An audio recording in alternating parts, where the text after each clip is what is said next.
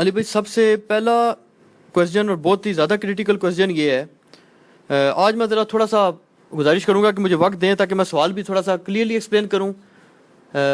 آپ کائنڈلی اس پہ تھوڑا انٹرفیئر نہ کریں تو مجھے اجازت دیں تاکہ لوگوں کو سوال درست سمجھ آئے، پھر آپ جواب بھی تفصیل سے دیں کیونکہ ٹاپکس بہت کریٹیکل ہیں.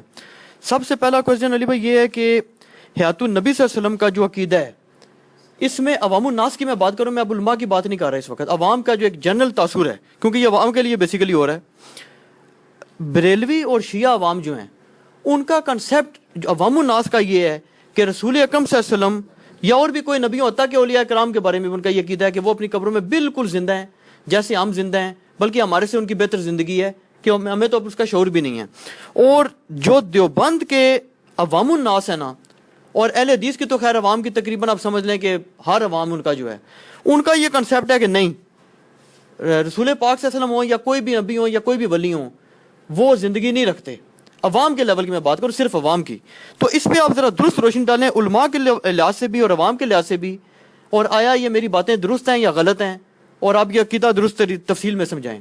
دہری جہاں تک تفصیل کا تعلق ہے میرے بھائی، تو حیات النبی صلی اللہ علیہ وآلہ وسلم کے عقیدے پہ میں تقریباً 2 گھنٹے کا لیکچر دے چکا ہوں، اور اس لیکچر کو سننے کے بعد کئی دیوبندی علماء نے مجھے باقاعدہ فون کیا، ای میلز کی کہ ہمیں آج حیات النبی کا مسئلہ سمجھ آیا ہے.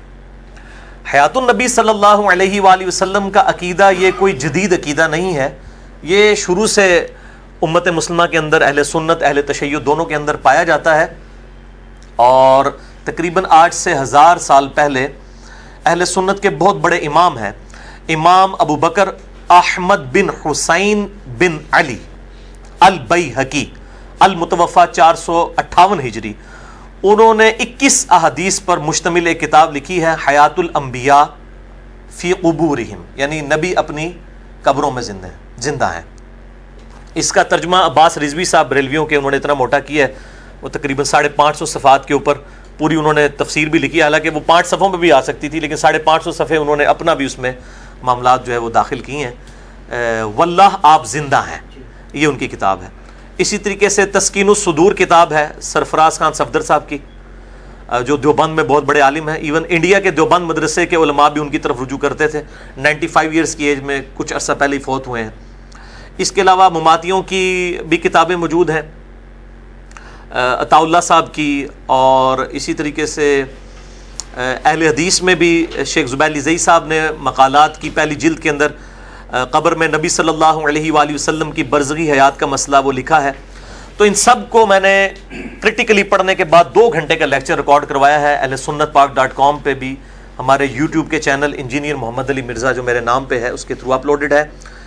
مسئلہ نمبر 5، حیات النبی صلی اللہ علیہ وآلہ وسلم کے عقیدے سے متعلق فرقہ وارانہ نظریات کا تحقیقی جائزہ. اس میں نے بڑی ڈیٹیل کے ساتھ قرآن حکیم کی آیات اور صحیح بخاری، صحیح مسلم اور باقی احادیث کی روشنی میں نے اس عقیدے کو واضح کیا ہے.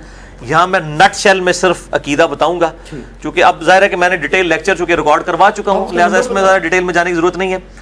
حیات النبی صلی اللہ علیہ وسلم کا عقیدہ یہ ہے کہ آپ صلی اللہ علیہ وآلہ وسلم اپنی قبر مبارک میں بالکل حقیقی اور جسمانی حیات کے ساتھ زندہ ہے، لیکن اس کا موڈ برزخی ہے. موڈ سے مراد یہ ہے کہ اس کی کیفیت برزخی ہے. حقیقی اور جسمانی میں اس لیے کہہ رہا ہوں کہ سنن ابی داؤد کے اندر، جامعہ ترمذی کے اندر، سنن ابن ماجہ میں حدیث ہے، بڑی ڈیٹیل حدیث ہے، اس کا آخری پورشن میں بیان کرنے لگوں کہ آپ صلی اللہ علیہ وآلہ وسلم نے فرمایا اللہ تعالیٰ نے حرام کیا ہے انبیاء کے لیے مٹی کے اوپر کہ ان کے جسموں کو کھائے. تمام نبیوں کے جو جسم ہیں وہ اپنی قبروں کے اندر سلامت ہیں اس حدیث کی روشنی میں. اسی طریقے سے المصنف ابن ابی شیبہ میں صحیح سند کے ساتھ سیدنا عمر فاروق رضی اللہ تعالیٰ عنہ علیہ السلام کا قول موجود ہے کہ انبیاء اکرام علیہ السلام کے جسموں کو نہ تو مٹی کھاتی ہے، نہ درندے کھاتے ہیں، اور نہ ہی آگ کھاتی ہے. تو نبیوں کے جو جسم ہے وہ بالکل سلامت ہے، لیکن یہ ساری زندگی ہے برزخی.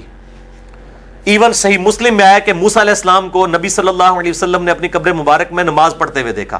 وَقَائِمٌ يُصَلِّي فِي قَبْرِي، وہ اپنی قبر میں کھڑے ہوئے نماز پڑھ رہے تھے، اور یہ صحیح مسلم میں 2 روایتیں موجود ہیں. اور لیکن یہ نماز برزخی ہے. آج کوئی اگر ہمارے محبوب صلی اللہ علیہ وآلہ وسلم کی قبر کھودے یا کسی بھی پیغمبر کی قبر کھودے تو وہ ان کو چلتے پھرتے نظر نہیں آئیں گے، بلکہ اسی حالت میں لیٹے ہوئے نظر آئیں گے جس حالت میں ان کو کئی سو سال پہلے دفنایا گیا تھا. جسم مبارک بالکل سلامت ہوگا، اس جسم میں سانس بھی نہیں چل رہی ہوگی، اس کے باوجود وہ جسم صحیح حالت میں ہوگا، کیونکہ جو سانس ہے یہ دنیا کی زندگی کی ریکوائرمنٹ ہے. کھانا پینا ٹوائلٹ یہ دنیا کی زندگی کی ریکوائرمنٹ ہے، آخرت کی زندگی کے لیے ریکوائرمنٹ نہیں ہے.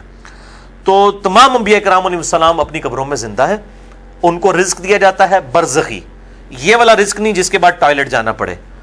اور ان کے جو جسم سلامت ہے وہ سانس لینے کی وجہ سے سلامت نہیں ہے، بلکہ اس برزخی حیات کی وجہ سے سلامت ہے.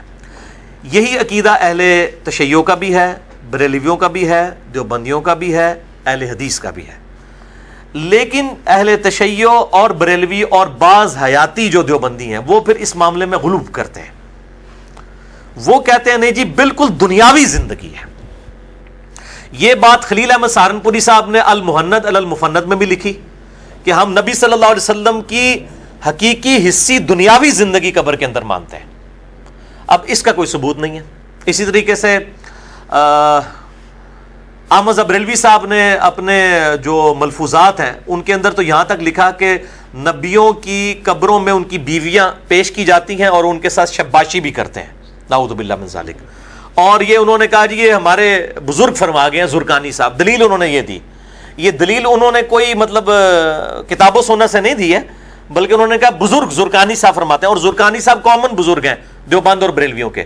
فضائل اعمال میں بھی ان کے حوالے ہیں، اور یہ حوالے جو ہیں وہ یہ علی بھائی کس دور کے ہیں تھوڑا کلیئر کر دیں. یہ 13ویں صدی ہجری کے ہیں. اچھا 1200 کوئی 50-60 کے قریب ان کی ڈیتھ ہوئی ہے. یہ کوئی بہت پرانے بزرگ نہیں ہیں. اچھا ہاں جی، بالا وہ 500-600 سال تک پرانے ہو جائیں گے، پھر لوگ ہمیں کہیں گے اس ٹائم تک اسی بھی پرانے ہو گئے ہوں گے انشاءاللہ. تو وہ کہیں گے لوگوں نے نڑے لوگوں نے رات کرتا سی. اور یہ میں آپ کو یہ بےہودہ عبارت جو ہے میں آپ کو پڑھا بھی دیتا ہوں اوریجنل کتاب سے. یہ ملفوظات اعلیٰ حضرت ہیں، آپ کو اعلیٰ حضرت .net پہ بھی اس کا PDF مل جائے گا. یہ ہمارے جہلم شہر سے چھپی ہوئی ہے بک کارنرز کی، اور جو اویلیبل تھی میں وہی آپ کو دکھانے لگا ہوں. اس کے اندر حصہ نمبر جو ہے 3، اس کے اوپر صفحہ نمبر 249 اور 250 یہ آخری 2 لائنیں انڈر لائن ہوئی ہوئی ہیں جی، جہاں پہ میری یہ انگلی ہے. یہ ذرا دکھا دیجیے گا کہ جب احمد بریلوی صاحب سے پوچھا گیا کہ نبی جو ہے اپنی قبروں میں زندہ ہیں اور آپ کہتے ہیں ولی بھی زندہ ہیں، تو آخر فرق کیا ہے؟ انہوں نے کہا میں تمہیں فرق دسنا. نبی جڑے نے انہوں دی بیویاں بھی نال ہوندیاں نے قبریں نال شباشی کرنے واسطے، اولیاء اللہ صرف خالی زندہ رہے. یہ انہوں نے فرق بتایا ماشاءاللہ. یہ آپ نے دیکھ لیا جی. اس سے اگلا صفحہ بھی کور کریں جی، جس کے اوپر یہ پوری عبارت مکمل ہو رہی ہے. ان کے ساتھ شباشی فرماتے ہیں، اگلے صفحے کے اوپر پہلی لائن ہے، ان کے ساتھ شباشی فرماتے ہیں. اور یہ انہوں نے لگا دیا ان کے اوپر زرقانی صاحب کے اوپر کہ میرے آقا سیدی محمد باقی عبد الباقی زرقانی فرماتے ہیں. ٹھیک ہے جی. اور یہ جناب احمد بریلوی صاحب کی چونکہ بہت فاش قسم کی یہ غلطی تھی، میں نے اس لیے اس کو فزیکلی یعنی دکھا بھی دیا تاکہ کسی کو یہ شک نہ ہو کہ یہ مطلب اپنی طرف سے بیان کر رہا ہے. اور یہ جو میں نے کہا نا جی زرقانی صاحب کامن بزرگ ہیں، اس کے ثبوت میں آپ کو دیوبند کے سب سے بڑے بزرگ جو ہے نا خلیل احمد سہارنپوری کے جو خلیفہ راشد، خلیفہ خاص اور فضائل اعمال کے مصنف شیخ زکریا کاندلوی صاحب، انہوں نے باقاعدہ اپنی اس کتاب فضائل حج کے اندر جو فضائل اعمال کا ہی ایک حصہ ہے، جگہ جگہ ان کو کوٹ کیا ہوا ہے. میں وہ ساری جگہ تو ان کو زرقانی صاحب کو، یہ تبلیغی جماعت والوں کے ہیڈ ہیں نا جو؟ جی تبلیغی جماعت والوں کے ہیڈ بزرگ. تو تبلیغی جماعت والوں کا جو کام ہے مجھے اس سے محبت ہے، لیکن جو غلط بات ہے وہ غلط ہے. یہ دیکھیں علامہ زرقانی کے باقاعدہ انہوں نے ریفرنسز فضائل اعمال میں کئی جگہ دیے. فضائل حج کا میرے سامنے تھا، میں نے دکھا دیا. یہ جی میری جہاں پہ شہادت کی انگلی ہے، یہ لائن انڈر لائن کی ہوئی ہے. اس کتاب میں کئی جگہ حوالے موجود ہیں. یہ میں نے ایک موقع بتایا، اس کے علاوہ بھی کئی جگہ فضائل اعمال میں بھی آپ کو علامہ زرقانی کے حوالے. لہٰذا یہ بریلویوں اور دیوبندیوں کے مشترکہ بزرگان دین ہیں. اب اللہ کو پتہ ہے بزرگان بے دین ہے یا بزرگان دین ہے، یہ تو اللہ فیصلہ کرے گا. بل ان کے نزدیک بزرگان دین ہے اور علماء کرام ہے. اب یہ اللہ نے فیصلہ کرنا ہے علماء کرام ہے یا علماء کرائم ہے، یہ اللہ نے فیصلہ کرنا. میں فیصلہ نہیں کرتا، عوام الناس خود فیصلہ کرے گی. تو یہ جناب انہوں نے عقیدہ لکھا ہے. ہمارے نزدیک تو انبیاء کرام علیہ السلام کے جسم سلامت ہیں، لیکن برزخی حیات کے ساتھ، اس دنیا کی زندگی کے ساتھ اس کا کوئی لینا دینا نہیں، سوائے اس کے کہ جب نبی صلی اللہ علیہ وسلم پر کوئی سلام پڑھتا ہے تو اللہ تعالیٰ ان تک سلام پہنچا دیتا ہے اور وہ سلام کا جواب بھی دیتے ہیں. سنن نبی داؤد میں صحیح حدیث موجود ہے. تو اس میں آپ کا کوئی کاؤنٹر کوشچن ہے تو وہ مجھے بتائیے. یہ تو ڈیٹیل طلب ایک اس میں یہ ہے کہ جو آپ نے بات بتائی ہے یہ تو ایک ایسی بات ہے کہ کوئی بھی مسلمان سنے تو حیران پریشان ہی ہو جاتا ہے. تو اس پہ تھوڑا سا ایک تو یہ کائنڈلی واضح کر دیں اگر آپ کے علم میں ہے، اگر نہیں ہے تو پھر دیکھ لیں گے وہ کیا اس کا جواب دیتے ہیں کہ آیا بریلوی دیوبندی علماء کی طرف سے اس کے کوئی جواب دیے گئے ان عبارتوں کے. اور دوسرا ذرا تھوڑا سا مزید کلیئر کر دیں کہ جو حیاتی اور مماتی ہیں اس میں اہل حدیث اور یہ جو دیگر مکاتب فکر ہے نا، یہ حیاتی اور مماتی میں کون کون فال کرتا ہے؟ پہلی تو بات یہ کہ میں نے شباشی والی جو عبارت بتائی نا کہ یہ لوگ دوسری زندگی مانتے ہیں دنیاوی، اسی طرح کی ایک عبارت فضائل درود کے اندر بھی لکھی ہے شیخ کاندلوی صاحب نے، اور فضائل حج جو میرے ہاتھوں میں ہے یہ بھی ذرا دکھا دیں جی. انہوں نے وہ شیخ احمد رفاعی کا واقعہ لکھا ہے کہ نبی صلی اللہ علیہ وسلم کی وفات کے تقریباً 500 سال کے بعد 555 ہجری میں جب شیخ احمد رفاعی جو ہے وہ قبر رسول پہ حاضر ہوئے تو 90,000 کے مجمع میں نبی صلی اللہ علیہ وسلم نے قبر مبارک سے ہاتھ باہر نکال دیا، نعوذ باللہ. اور کہتے ہیں 90,000 کا مجمع تھا. 90,000 کا مجمع تو آج سے 100-150 سال پہلے مسجد نبوی میں نہیں آتا تھا اگر اس کی بلڈنگ کی بات کریں. بال یہ بھی دکھا دیں جی تاکہ یہ دونوں بھائی بریلوی دیوبندی دونوں بھائی، یہ جو میری یہ انگلی ہے رائٹ والی، تو یہ نہ کہیں کہ جی وہ ہمارا بزرگ تو دکھا دیا انہوں نے اور وہ والے بزرگ نہیں. یہ کور کر لیے جی آپ نے، ٹھیک ہے جی. تو یہ انہوں نے واقعہ لکھا. باقی میں نے مسئلہ نمبر 5 کے اندر بڑی ڈیٹیل کے ساتھ ان چیزوں کو کور کیا ہوا ہے. باقی حیاتی مماتی کا جو ہے وہ آپ انہی سے جا کے پوچھیں. میں نے تو آپ کو کتاب و سنت والا عقیدہ بتا دیا ہے، یہی صحیح بخاری سے، صحیح مسلم سے، قرآن حکیم سے ثابت ہے. ڈیٹیل کے لیے مسئلہ نمبر 5 ایک ایک حدیث کا ریفرنس میں نے بخاری مسلم سے بتایا، لہٰذا آج اس کی ڈیٹیل میں جانے کی ضرورت نہیں ہے. یہ جو اس قسم کے بیہودہ واقعات لکھ رہے ہیں نا، دلائل یہ پیش کریں، یہ نہ کہ بزرگ فرماتے ہیں. بزرگ اگلا کہتا ہے جی میرے بزرگ فرماتے ہیں. کتاب و سنت کدھر گئی؟ یعنی ان کے بزرگوں کے ہم نے کلمے پڑھے ہیں، ہمیں بزرگوں کی دوست کس بات کی لگاتے ہیں؟ ہمارے ساتھ بات کریں تو نبی صلی اللہ علیہ وآلہ وسلم کے رشتے میں بات کریں. اگر نبی علیہ السلام کے رشتے کے بغیر بات کرتے ہیں تو ہمارا کون سا چاچا ماما دادا ہے کہ جس کی ہم اس کی بات مانیں؟ ہم اس کی بھی بات نہیں مانیں گے نبی علیہ السلام کے مقابلے پر. تو یا یہ کہ پھر دینی مسئلہ نہیں بیان کر رہے، یہ ان کا اپنا ذاتی شغف ہے، یا تو نبی کے ایک من گھڑت اپنے والا جو انہوں نے بنایا ہے، یا تو نبی ایک تو ہمارا ہے جو کتاب و سنت سے. تو وہ ذاتی شغف جو مرضی رکھتے ہیں، اللہ تعالیٰ جانے اور اللہ ان کے بزرگ جانے. انشاءاللہ قیامت الدین فیصلہ ہو جائے گا، لیکن اس دن پھر ان کو فائدہ نہیں ہوگا، اس دن پھر روئیں گے بیٹھ کے. اور تھوڑا سا مماتیوں کو ایکسپلین کر دیں، ان کا ذکر آپ نے کوئی تفصیل سے نہیں کیا. مماتیوں کا میں نے اسی لیکچر کے اندر کیا جی. ان کا عقیدہ بالکل فاسد ہے، اور یہ مماتیوں کا عقیدہ جو ہے یہ بیسیکلی حیاتیوں کے جو ایگزیجریشن تھی نا اس کا ریونج سامنے آیا ہے. نہیں، یہ بیسیکلی کس سب سیکٹ کے آف شوٹ ہے؟ یہ دیوبندیوں کا آف شوٹ ہے. اہل حدیث میں نہیں ہے؟ نہیں اہل حدیث کے اندر نہیں. اہل حدیث سب کے سب حیاتی برزخی ہیں، ہاں، لیکن وہ پھر تھوڑے اس طرف ہو جاتے ہیں. میں حیات النبی کے عقیدے میں جو دیوبندی حیاتی اور بریلوی ہیں نا، ان کے عقیدے کو 80% ٹھیک سمجھتا ہوں، ٹھیک ہے جی. یہ 20% بیچ میں فالٹ تھا. باقی اہل حدیث کا جو عقیدہ ہے وہ ان کا کھل کے سامنے ہی نہیں آتا.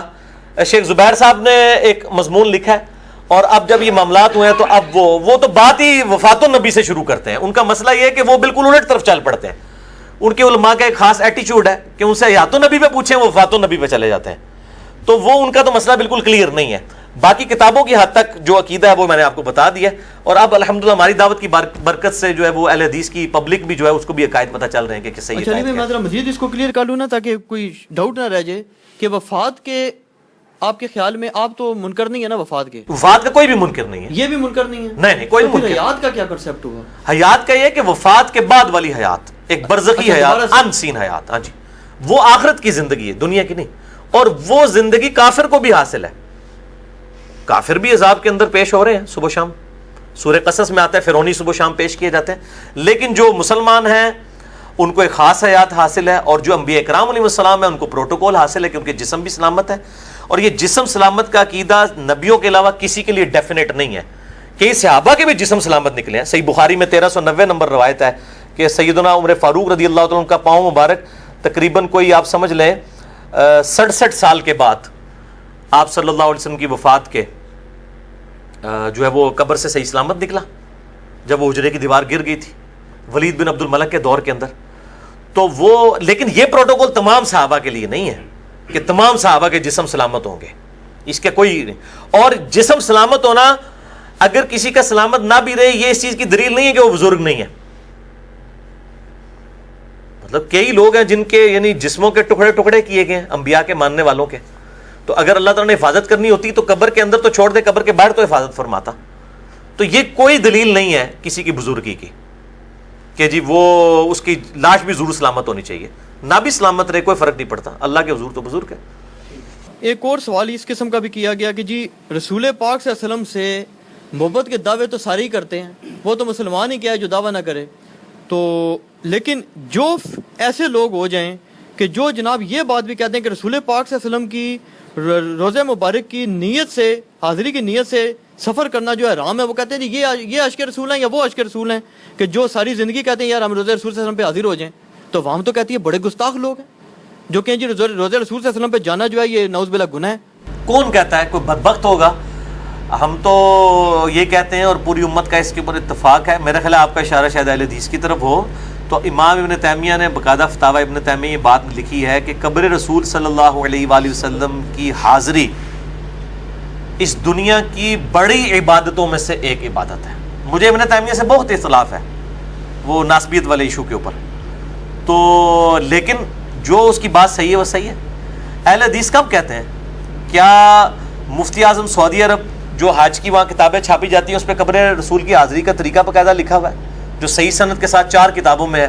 المصنف ابن ابی شیبہ میں موجود ہے, انٹرنیشنل نمبر کے مطابق یہ میرے سامنے بائی چانس کھلا ہوا ہے, 11793 نمبر, اور فضل الصلاۃ علی النبی میں بھی ہے, الموطا امام مالک میں بھی ہے, سنن الکبریٰ البیہقی کے اندر بھی ہے. عبداللہ بن عمر جب بھی سفر پہ جاتے یا واپس آتے تو پہلے مسجد نبوی میں 2 نفل پڑھتے, اس کے بعد قبر رسول پہ حاضر ہو کے کہتے السلام علیکہ یا رسول اللہ, پھر السلام علیکہ یا ابا بکر, سیدنا ابو بکر کی قبر پہ آ کے, پھر اپنے باپ کی قبر پہ آ کے السلام علیکہ یا عمر, اور بعض روایتوں میں آتا ہے السلام علیکہ یا ابتا. یہی طریقہ جو ہے وہ سعودی عرب والے جو کتاب دیتے ہیں حج کی وہی ہے. یہاں پہ بھی اہل حدیث نے جو چھاپی ہوئی ہے حج عمرے کے طریقے پہ اس پہ لکھا ہوا ہے.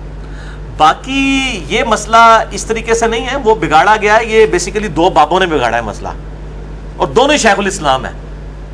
امام ابن تیمیہ 8ویں صدی ہجری میں 728 ہجری میں فوت ہوئے, اور 756 ہجری میں فوت ہوئے ہیں امام علی السبکی, صوفیوں کے امام.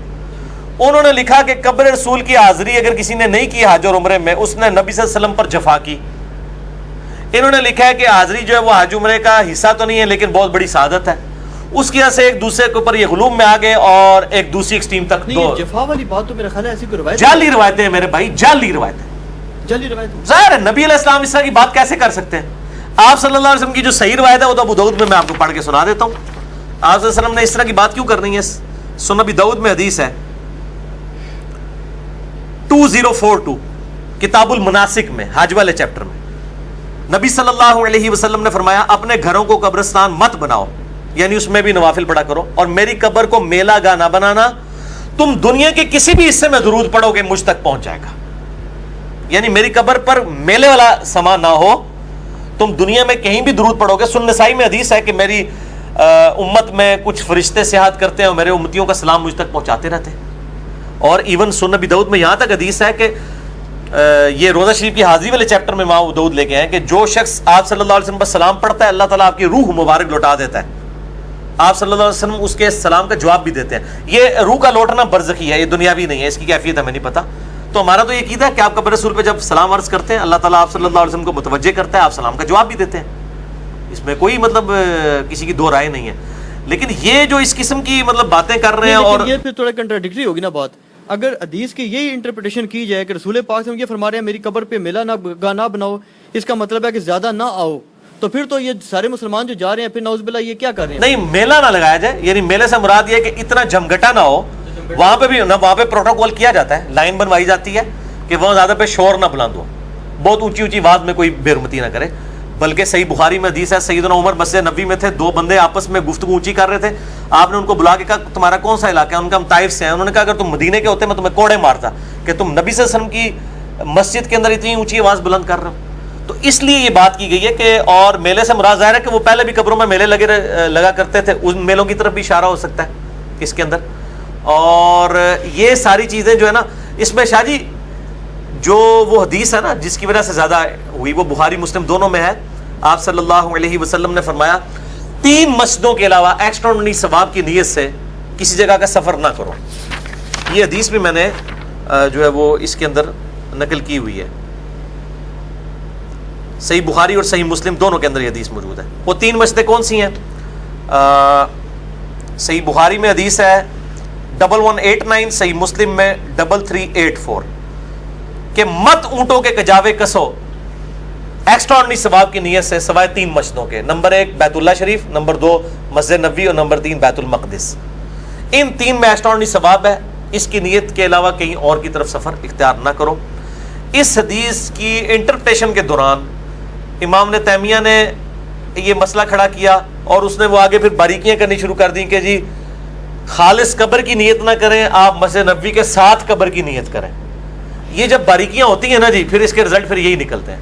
ہم یہ کہتے ہیں کہ مسجد نبوی شریف کی جو فضیلت ہے امت نے جو ایکسیپٹ کی ہے، وہ جو احادیث کی روشنی میں وہ اپنی جگہ ہے. آج بیت المقدس میں کتنے لوگ سفر کرتے ہیں جا کے نمازوں کا ثواب لینے کے لیے؟ کوئی بھی نہیں. آج اگر قبر رسول مسجد نبوی کے ساتھ ایڈجسٹنٹ نہ ہوتی تو ظاہر ہے مسجد نبوی میں بھی کسی کو ثواب لینے کا کوئی مسئلہ نہیں تھا. لہٰذا یہ اس لیول کے اوپر جو ابن تیمیہ نے ڈسکشن کی ہے میں سمجھتا ہوں یہ غلط ہے اور میں نے اس پہ رد کیا. اس کا مسئلہ نمبر 54C میرا موجود ہے، قبر رسول کی حاضری سے متعلق فرقہ وارانہ نظریات کا تحقیقی جائزہ. اس میں نے کھول کے، اور علی سبکی نے جو دوسری بات کی ہے کہ نبی علیہ السلام پہ ظلم ہے نعوذ باللہ، اس نے اس کو دین کا حصہ بنا دیا اس حوالے سے کہ حج عمرے کا رکن ہے، وہ دوسری ایکسٹریم پہ چلا گیا. دیکھیں بات یہ ہے کہ کچھ چیزیں ایسی ہیں نا کہ جو آخر ایک مسلمان ہونے کے ناطے محبت کا بھی تو تقاضا ہے. میں کہتا ہوں جی وہ بندہ بدبخت ہے جو حج اور عمرے کے لیے جائے اور قبر رسول پہ حاضری نہ دے. میں یہ کہتا ہوں نے پھر یہی کہا نا، اس نے کیا کہا؟ نہیں، اس نے اس کو حصہ بنا دیا نا. اس نے کہا کہ نبی علیہ السلام پہ جفا کر دی. بدبخت کا مطلب ہے کہ اس کی خوشبختی نہیں ہے. میں اس کو یہ تو نہیں کہوں گا کہ اس کا حج نہیں ہوا یا وہ حرام کا مرتکب ہو گیا یا گناہ گار ہو گیا قبر رسول پہ نہیں کیا. یہ تو نہیں میں بات کہہ سکتا. جو چیز نبی صلی اللہ علیہ وسلم نے دین میں داخل نہیں کی ہے وہ میں کیسے داخل کر دوں؟ دیکھیں نا علمی بات ہے، یہ علم کا میدان ہے، یہاں پہ جذبات کی کوئی حیثیت نہیں. اب میں آپ کو آپ کے بزرگوں کا بھی ذرا تھوڑی تصویر دکھا دوں. ایک طرف یہ لوگ ہیں نا، دوسری طرف آپ کے بزرگوں نے جو گل کھلائے ہوئے ہیں نا، یہ بھی ذرا دیکھیں. مفتی احمد یار خان نعیمی صاحب، یہ دکھائیں جی ان کو، ان کا غلوب بھی ذرا دیکھیں. یہ نور العرفان تفسیر ہے احمد بریلوی صاحب کے پوتا شاگرد مفتی احمد یار خان نعیمی جنہوں نے جال حق لکھی ہے. اس کے اندر انہوں نے جو سورۃ الانبیاء کی تفسیر میں یہ لکھا ہے، آپ اس کو ذرا دیکھیے. یہ ذرا ہائی لائٹ کریں جی، جو میری انگلی ہے نیچے والی، یہ شاہ جی ذرا دیکھیں کتنا شرمناک تفسیر کی ہے. لا الہ الا انت سبحانک انی کنت من الظالمین. حضرت یونس علیہ السلام کی دعا کی انہوں نے. یہ قرآن کی تفسیریں کر رہے ہیں، ان سے پوچھیں یہ کہاں سے آپ یہ لا کے چھڑولے چھوڑتے ہیں؟ ہاں لکھتے ہیں، یہ میں آپ کو پڑھ کے سناتا ہوں. کور ہو گیا جی. لکھتے ہیں کہ 40 دن کے بعد بھی مچھلی نے آپ کو دریا کے کنارے پر ڈال دیا. اس مچھلی کا پیٹ اللہ کے عرش اعظم سے بھی افضل ہے کیونکہ پیغمبر کا مسکن رہا. اچھا سنیں، اس دعا کی برکت سے آپ کو گستاخی یہ ہے کہ نبی صلی اللہ علیہ وآلہ وسلم نے فرمایا جس نے میری طرف کوئی ایسی بات منسوب کی جو میں نے نہیں فرمائی وہ اپنا مقام دوزخ میں دیکھ لے. انہوں نے دین میں یہ چیز داخل کی اور اللہ تعالیٰ کے عرش سے افضل مچھلی کے پیٹ کو قرار دیا. کیا کسی مسلمان اللہ سے افضل تو نہیں کہا نا؟ اللہ کے عرش سے افضل کا ہے نا. اللہ کے عرش کی جو تفضیل ہے وَهُوَ رَبُّ الْعَرْشِ الْعَظِيمِ ذِي الْعَرْشِ سَبِيلًا، یعنی کوئی اور الہ ہوتا تو عرش کی طرف راستہ تلاش کرتا. الرحمن علی العرش استوى، عرش کی تو اتنی تعریفیں آئی ہیں قرآن میں. یہ مچھلی کے پیٹ کی کون سی تعریف آئی ہے کہ جو عرش سے افضل ہو گئی ہے؟ آپ بتا دیں. یعنی جھوٹی باتیں کیوں کرتے ہیں؟ یہی بات اسی مفتی صاحب نے جو ہے وہ مشکات المصابیح میں جب یہ حدیث آئی ہے ترمذی کی، اس کی تفسیر میں بھی اس نے لکھی ہے. وہ بھی میں نے میرے پاس کاغذ، آج میں تھوڑے سے سارے کاغذ لے کے آیا تاکہ میں تو دساں. رسول پاک صلی اللہ علیہ وسلم کے جو جسم مبارک ہے وہ تو عرش سے افضل ہے. وہ جناب وہ اور پاس ٹور پہ ہو نا، ادھر بھی آنے ہیں جسم مبارک. او ادھر اے مشکات المصابیح مفتی احمد خان نعیمی صاحب کی 8 جلدوں کے اندر انہوں نے اس کی جو ہے نا وہ شرح لکھی ہے اور یہ اس کا فرنٹ پیج ہے. اب آپ ذرا نیچے یہ لائنیں انڈر لائن دکھائیں. یہ مفتی صاحب تفاسیر من گڑت خود سے کرتے ہیں، عرش الہی کی توہین کرتے ہیں. عرش کو کمپیئر حضرت یونس علیہ السلام سے نہیں کیا، مچھلی کے پیٹ سے کیا، بدبودار تعفن والا پیٹ. ہاں یہ دیکھیں نا جی، یونس علیہ السلام سے تو کمپیئر ہی نہیں ہوا. ٹھیک ہے, لکھتے ہیں علماء فرماتے ہیں, اے دلیل جی, علماء فرماتے ہیں, میں پھر بیٹھ گیا, علماء کرائم فرماتے ہیں, مجرم علماء, اس مچھلی کا پیٹ عرش اعظم سے افضل ہے کہ ایک پیغمبر کا کچھ دن تجلی گاہ رہا. جب مچھلی کا پیٹ عرش اعظم سے افضل ہے تو حضرت آمنہ رضی اللہ تعالیٰ عنہ کا وہ شکم پاک جس میں آپ صلی اللہ علیہ وسلم 9 ماہ تک جلوہ افروز رہے, وہ عرش سے کہیں افضل ہے. یہ جملہ اگر نبی علیہ السلام کے سامنے بولا جائے کہ آپ صلی اللہ علیہ وسلم کی والدہ ماجدہ مبارکہ رضی اللہ تعالی عنہ وسلام اللہ علیہا, ان کا پیٹ مبارک جو ہے وہ اللہ کے عرش سے افضل ہے, تو نبی صلی اللہ علیہ وسلم کے ساتھ کیا کریں گے؟ صحیح مسلم میں حدیث ہے کتاب الجمعہ چیپٹر کے اندر, ایک صحابی نے حضور کے سامنے یہ کہہ دیا کہ من یطع اللہ ورسولہ فقد فاز فوزا عظیما, جو اللہ اس کے رسول کی اطاعت کرے وہ کامیابی پر فائز ہوا. اور ساتھ ہی اس نے کہہ دیا ومن یعصہما, اور جس نے ان دونوں کی نافرمانی کی فقد غوا, تو وہ گمراہ ہو گیا. آپ صلی اللہ علیہ وسلم فرمایا بئس الخطیب انت, اور کتنا برا خطیب ہے تو نے یہ کیوں کہا کہ ان دونوں کی؟ تجھے کہنا چاہیے تھا اللہ اس کے رسول کی, تو نے اللہ رسول کو یہ دونوں کیوں کہا؟ ادھر وہ کہتا ہے ہیک کیا ہے, ہیک کیا ہے, ہیک کیا ہے, حالانکہ ان کا جملہ آؤٹ آف کانٹیکسٹ نہیں تھا. کانٹیکسٹ یہ تھا جو اللہ اس کے رسول کی اطاعت کرے وہ کامیاب ہو گیا, اور جو ان دونوں کی نافرمانی کرے وہ ناکام ہو گیا.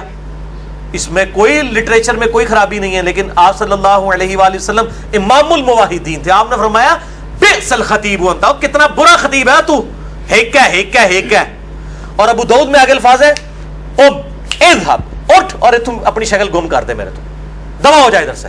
حالانکہ آپ صلی اللہ علیہ وسلم کا اخلاق اس طرح کا نہیں تھا, لیکن آپ کو غصہ اتنا آیا.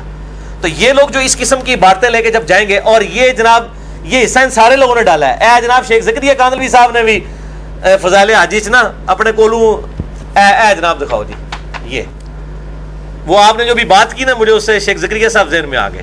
آج کوئی نہیں بچنا جناب, جیڑا بول ٹی وی تے بولیا نا او دا بول جیڑا نا ہن اے سارے حوالے دے کے بول نکلے گا او دا عربی والا انشاءاللہ تعالی. اے شیخ زکریا صاحب کیا لکھ رہے ہیں اے فضائل حج دے اندر, اے فضائل حج باہروں بھی دکھاؤ جی انہاں نوں. انہاں کہہ رہے کتب خانہ فیضی رائے ونڈ سے چھپی ہے, کار نہیں پائی میں بنائی, انہاں سمجھنا میں کار آپ چھاپی جے. اے لکھ دے نے جو حصہ آپ صلی اللہ علیہ وسلم کے بدن مبارک سے ملا ہوا ہے قبر شریف کا, وہ کعبہ سے افضل ہے, عرش سے افضل ہے, کرسی سے افضل ہے, حتیٰ کہ آسمان و زمین کی ہر جگہ سے افضل ہے. اب یہ محبت میں کہیں گے جی وہ جی بڑا پیاری بات ہے. ہم یہ کہتے ہیں کہ نبی علیہ السلام کے ساتھ جو عقیدہ آپ منسوب کر رہے ہیں اس کے لیے آپ کی عقیدت نہیں چاہیے. آپ کے یہ پھکی بھی میرے کو لے لو تسی سارے بول ٹی وی والے ہو. اگر حضرت آدم علیہ السلام کو سجدہ ہوا ہے تو آدم سے تو نبی علیہ السلام افضل ہے, تو نبی علیہ السلام کو بھی سجدہ کرو. کیوں نہیں کرتے ہو؟ اینالوجی بنانی ہے نا آپ نے, اینالوجی. فرشتوں نے آدم کو سجدہ کیا تو نبی علیہ السلام کو سجدہ نہیں ہو سکتا. یہ کہیں گے نہیں جی ابو داؤد میں حدیث ہے کہ آپ صلی اللہ علیہ وسلم نے فرمایا اگر میں سجدہ جائز سمجھتا تو بیویوں کہتا کہ اپنے خامدوں کو سجدہ کریں اس حق کے سبب, تو اس امت میں حرام ہو گیا. ہم پوچھتے ہیں حرام کیوں ہے؟ اللہ نے جھگڑا کرو جا کے کہ بھئی آدم نو جائز سی, یوسف علیہ السلام کو ان کے بھائیوں نے ماں باپ نے سجدہ کیتا ہے, ساڑھے نبی نو کیوں جائز ہے؟ ناجائز ہے. علی بھائی ایک پکی آئیے دیکھ لیں, یہ پہلے یہ پکی ازم ہوگی جی. ٹھیک ہے. اور احمد بریلوی صاحب نے شعر بھی کہتا ہے سر سوئے روزہ جھکا پھر تجھ کو کیا, دل تھا ساجد نچ دیا پھر تجھ کو کیا.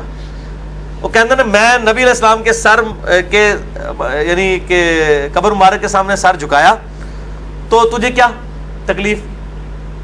میں جو وہ میرا دل اس وقت سجدے کی حالت میں تھا. اب انہوں نے مطلب ایسا کور کیا کہ بھی ماتھا تو سجدہ ان کو بھی پتا ہے کہ حرام ہے, تو انہوں نے کہا دل تھا ساجد نچ دیا پھر تجھ کو کیا. بھئی ہمیں کسی کے ساتھ کچھ نہیں ہے نا, ہم نجدی ہیں. نجدی اصل میں تو یہ لوگ ہیں جنہوں نے خود سے یہ نجد کے عقائد امت کو, ان نجدیوں کوفیوں نے جو قاتلین حسین بھی ہیں اور یہ سارے خوارج بھی ادھر سے نجد سے نکلے, یہ وہ لوگ ہیں. ان لوگوں نے یہ اس قسم کے عقائد اپنی کتابوں کے اندر لکھے ہیں, اور اب آپ دیکھ لیں اور کہتے ہیں قبر مبارک جو ہے وہ اللہ کے عرش سے افضل ہے. کبھی یہ غلوب کرتے ہیں اور دوسری جگہ وہ علی اجویری صاحب لکھتے ہیں قبر سے ہڈیاں سمیٹ رہے تھے. پتہ نہیں تہاڈا دین مانے نہیں, مجھے سمجھ آندی تھوڑی سی ایک پکی آپ کہ کیڑا ہے کہ دین مان ہے یار تہاڈا, سمجھ نہیں آندی شاہ جی. اچھا ایک پاسے سے ٹھہرو, ایک پکی تھوڑی سی آپ بھی لے لیں. منو دیو جی, میں تے بڑے شوق نال پکیاں لینا. آپ کو بھی تھوڑا سا آزماؤ. وہ یہ ہے نا کہ آپ نے یہ بات کی ہے نا کہ جی انہوں نے چلو ٹھیک ہے جی مان لیا انہوں نے غلوف کیا, لیکن رسول پاک سے ان کی محبت میں غلوف کیا ہے نا, یہ تو آپ نہیں کہہ سکتے رسول پاک کی نفرت میں کیا ہے. اب اس کی پکی جواب میں ان لوگوں کی طرف سے یہ آتی ہے کہ جنہوں نے رسول پاک صلی اللہ علیہ وسلم کی والدہ ماجدہ کی تکفیر کر دی, والد صاحب کی تکفیر کر دی, رشتہ داروں کی تکفیر کر دی, ان کو تو آپ نے جناب سینوں سے لگایا ہے. یہ لوگ یہ جواب دیتے ہیں. ہم نے تو کوئی نہیں سینوں سے لگایا, وہ تو آپ کے بزرگ ملا علی قاری ہے جس نے کتاب لکھی ہے.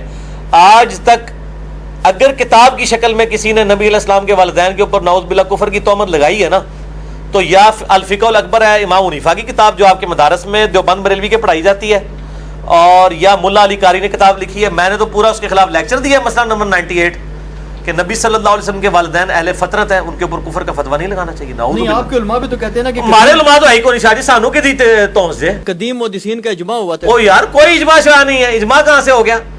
میں نے پورے دلائل کے ساتھ رد کیا, کوئی اجماع نہیں ہوا. بالکل نہیں, ہم نہیں مانتے.